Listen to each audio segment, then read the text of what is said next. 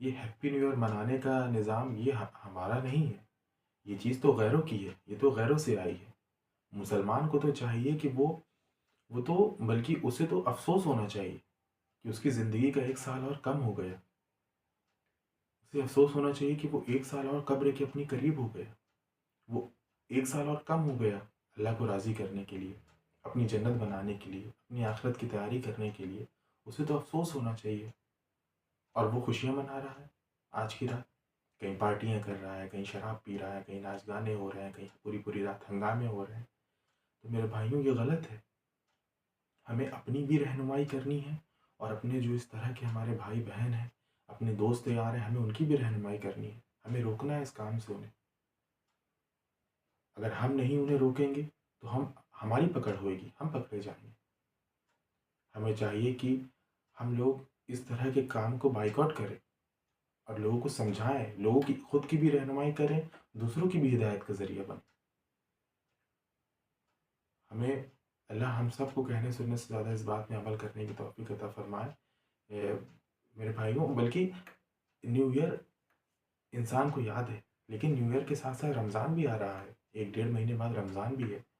انسان کو چاہیے کہ جو کام ہم پچھلے سال نہیں کر سکے، ہم اس سال وہ کریں۔ جو گناہ ہم پچھلے سال نہیں چھوڑ سکے، ہم اس سال اسے چھوڑ دیں۔ اللہ سے دعا کریں کہ اللہ ہمارے گناہ چھوڑ جائے، ہمیں اللہ نیک بنا دے، ہم نیکی کے راستے کو پکڑیں، نہ کہ سال کا آغاز پھر سے گناہوں سے کر دیا جائے۔ رمضان آ رہے ہیں، اس کی ہم تیاری کریں، ہم دیکھیں کہ ہماری نمازیں کیسی ہیں، ہم اپنی نمازوں میں توجہ کریں، فوکس کریں۔ اگر فجر میں آنکھ نہیں کھل رہی ہے تو ہم اس کی عادت بنائیں، دھیرے دھیرے کر کے انشاءاللہ رمضان تک آنکھ کھلنے لگے گی۔ ہم قرآن پڑھنے کی عادت بنائیں دھیرے دھیرے کر کے۔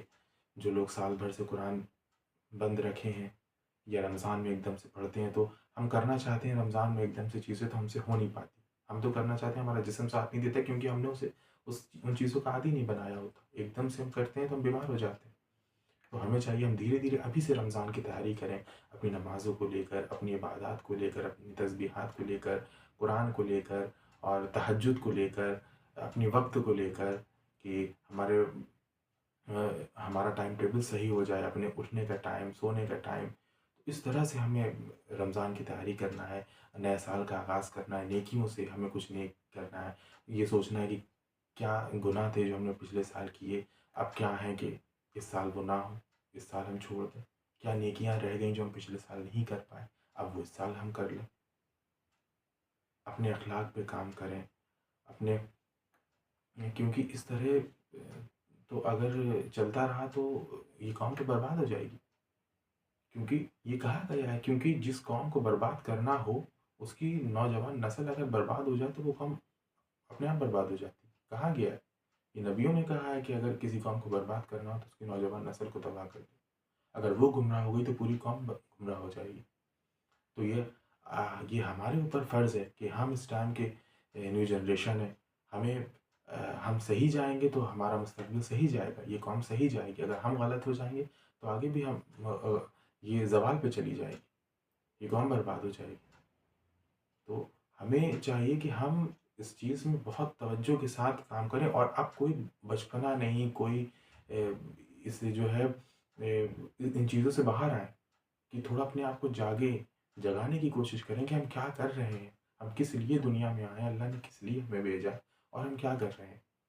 ہم اپنی دنیا اور آخرت دونوں برباد کر رہے ہیں، دونوں تباہ کر رہے ہیں، اور اپنے ساتھ ساتھ نہ جانے کتنوں کی۔ تو اس چیز میں توجہ کریں، جو بھی اس طرح کے گناہ کرنے والے ہیں، یا پارٹیاں کرنے والے ہیں، یا یہ سب شراب، یہ سب چیزوں کو بالکل بائیکاٹ کریں، اسے چھوڑ دیں، توبہ کر لیں۔ نیا سال کا آغاز اچھی باتوں سے کریں، نمازوں سے کریں، روزوں سے کریں، قرآن کی تلاوت سے کریں، اچھے نیک کام سے کریں، غریبوں کی مدد سے کریں۔ نئے سال میں اچھے کی طرف رمضان آ رہا ہے، اس کی اچھی تیاری کریں۔ تو بس اتنا ہی مجھے کہنا تھا۔ امید ہے کہ آپ سب اس بات میں سوچیں گے اور اس میں عمل کریں گے۔ اللہ ہم سب کو کہنے سننے سے زیادہ عمل کی توفیق عطا فرمائے۔ السلام علیکم ورحمۃ اللہ۔